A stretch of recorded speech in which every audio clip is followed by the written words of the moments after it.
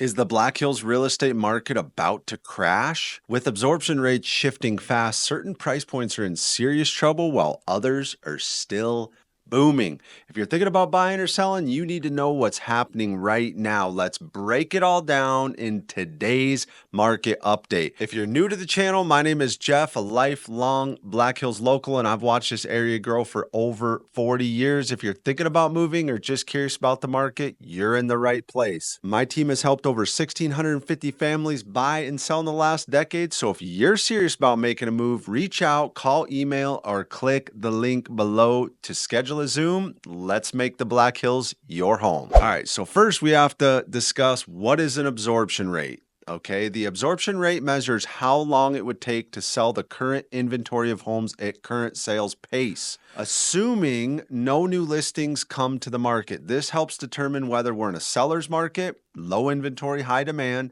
a balanced market, supply and demand are relatively equal, or a buyer's market, high inventory, low demand. All right, so what this means for you, if you're considering selling, certain price points are experiencing strong demand, meaning homes are moving quickly and often receiving competitive offers.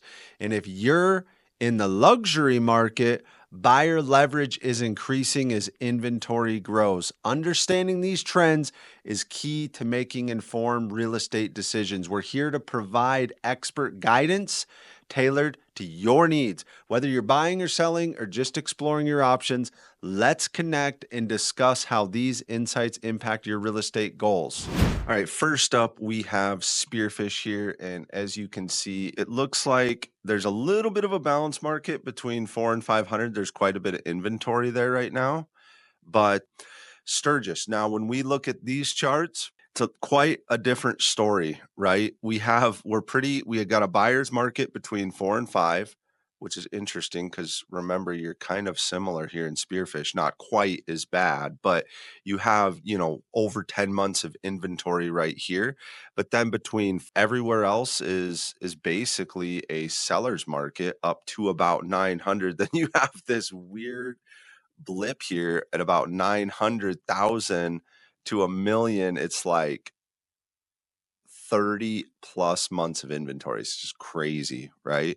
And then right here between 1 million and 1.6 million, you have a nice balance market. So, guys, when you see a market like this, there's a lot of opportunity here. You could sell your home here and upgrade into this and get a really good deal right now, or you could downsize your home from here and get a great deal on one of these homes, which makes a lot of sense. Or same thing, if your home's 1.6, you could probably get into one of these for a fairly good deal, and you could definitely get into one of these for a fairly good deal. So that's why it's important to make sure and subscribe to this information. I bring this to you every single month. But if you're on the fence, get a hold of us. We can talk about these numbers. But when you look, this is critical. You have a great time to get, I mean, look at this inventory between 7 and 8. There's nothing. So you can get a really nice deal in here. And so, yeah, definitely something to consider here, guys. All right, let's move into 5 and 9. We're in a total balance market, which is nice. That's kind of the market we're looking for, right? So we're in a balance market here, and then we move into a seller's market between 9 and 1.2. We actually have like no inventory there. Same thing between 1 and 1.4 and 1.6. We have no inventory, but when you look at 1.2 to 1.4, that is still a buyer's market. So once again, if you're here, you can move up to here or here and get a great deal, or vice versa. If you're right here, you might consider selling and maybe you want to downsize into something like this. So there's always opportunity in every market. So that's why I go over these numbers with you, because I want you to understand that in any market, there is opportunities at different price bands. Okay. Different price bands tell you different stories. So it isn't, I think people have this misconception that it's just cut and dry, either it's a buyer's market or a seller's market. And that's why when you go over these, depending on what town you're in, it paints a very clear picture of what your house is priced at and what you should be doing at that point. So I'll give you an example of this. If your home is priced here, we're going to want to price it a little more aggressively and be on the more aggressive side of things. If it's here, we're probably going to raise it 25 or $50,000, right? And make you some extra money because that's what the market is right now today. Okay, so that's why we go over this information. That's why we study this. And anytime we list a home, we look through this very carefully because we want to make sure we get it right according to the market. Now, when you look at Rapid City, it is quite a bit of a different story here because you have a seller's market up to about 6. We go a little balanced, but remember, guys, all the price bands are different. So when you look between the 8 and the 9, we have almost 10 months of inventory. And then when you look between the 1 and the 1.2, we have over 15 months of inventory.